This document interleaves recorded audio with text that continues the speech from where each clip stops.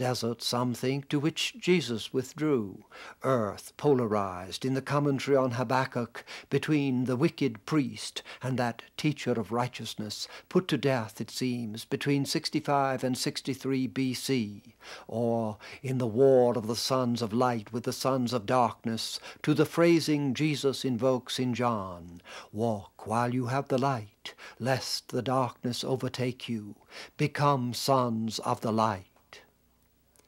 How peripheral to that center is the carved trinity of Palmyra, Syria, 1st century A.D., though its frontal hardening from classical toward Byzantine implies the widening of the old tragic gulf toward a doomsday separation.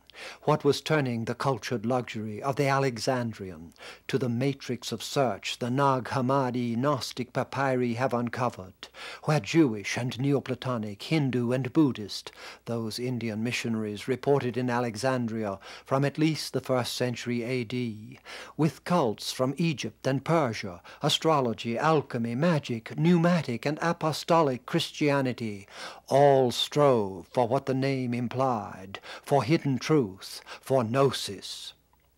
By the time of the Gospels, even Judea, for all its stiff-necked recalcitrance, was Hellenized, writing in Greek, and in the Dura Eurotas synagogue frescoes 2 centuries later, transforming Ezekiel's valley of dry bones, Son of Man, can these bones live, into a Greek mystery, with Psyche and her iris-winged souls.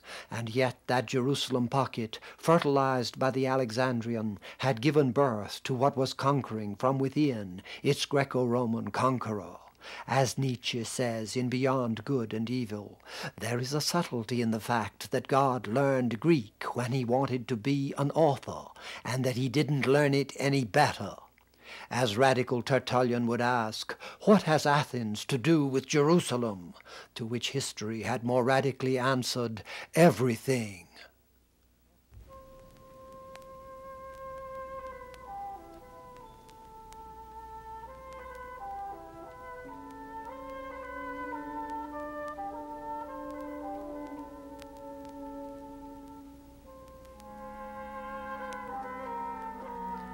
What could be closer to us than the great civilized melting pots, late-cycle crucibles of outward skill and inner search? Yet we do not always love most what is nearest. To catch in New Kingdom Egypt or in the Rome of this 200 AD detail from the Persephone myth, an image of our own condition, that moody pride and sensate soulfulness of which Orthodox Irenaeus accused Valentine's Gnostics, that they called the biblical creator a demiurge and his church a whited sepulchre, themselves led by intuition into vagaries of pagan thought and sexual license. To glimpse that in a frescoed face at once lures and repels. Stravinsky's Rite of Spring, Eliot's April is the cruelest month. Is it easier when pagan proud dejection assumes the saved upward glance of this 3rd century Christian Orient? We know that we are of God, and the whole world lieth in wickedness. When Pico, at the Renaissance height of Florence, would voice the radiant heresy of divine man, by his own will, beast, angel, or God, he had only to free the incarnate identification of Augustine.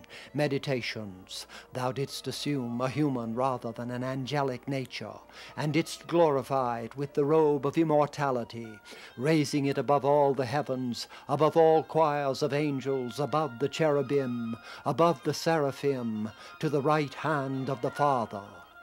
And as the Christian Orient rests on the Greek tradition of gleaming and sensuous prayer, this 300 BC bronze by Boidus of Byzantium, with Socrates under the plane tree, beloved Pan, and all ye other gods who haunt this place, give me beauty in the inward soul, and may the outward and the inward man be at one. So that Augustine rests on the Psalter, a collection forming through the Greek centuries. What is man that thou art mindful of him, and the Son of Man that thou visitest him? For thou hast made him a little lower than the angels, and hast crowned him with glory and honor. O Lord, our Lord, how excellent is thy name in all the earth.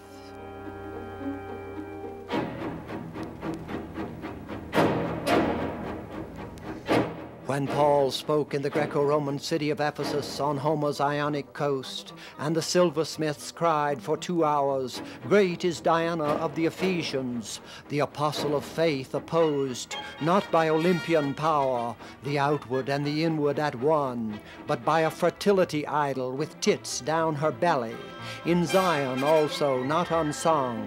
Whoever could have opened his eyes there would have seen in both poles of the confrontation the quake and subsidence of the Greek island of temporal and human command.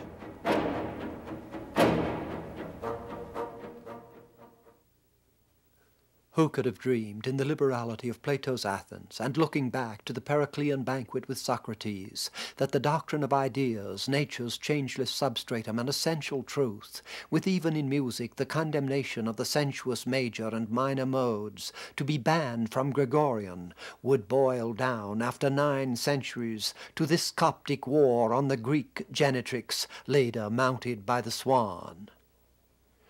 Though as always in the psyche of repression, one wonders how far the paranoid angel, laid his foot on his genitals, is battling, how far, like Boccaccio's Alibec in the same ascetic desert, rushing to put his own devil in hell. No wonder the Gnostic heresies of God, feminine and copulative. I am androgynous, the womb, the glory of the mother. I am first and last, the whore and holy one. Wife and virgin, mother, daughter, were suppressed until the Egyptian papyri discovered in our time.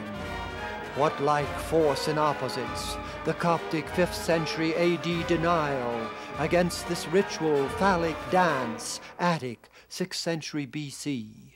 In our time, too, the drive to the primitive and abstract sweeps the sensuous arts in its sway. Would it be, as with Eliot, some hollow man return to the deserts of the Thebaid? Concentration without elimination, desiccation of the world of sense, evacuation of the world of fancy? Or would Yeats' 2,000-year changing of the tinctures send it in reverse? His history, the beat of great alternating wings, our Christian sun cycle of the abstract one, to yield again to the myth moon. The multiform Dionysian influx, for which the old Yeats made himself an incarnate priest, undergoing the Steinach grafting of ape gonads, for the rejuvenation of his last poems, news for the Delphic oracle.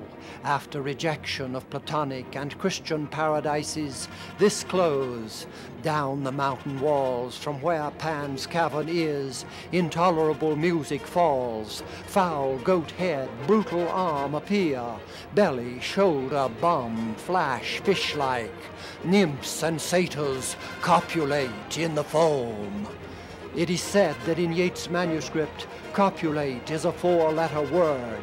Indeed, the early Greeks had only those common words, Aristophanes, binein, boulomai.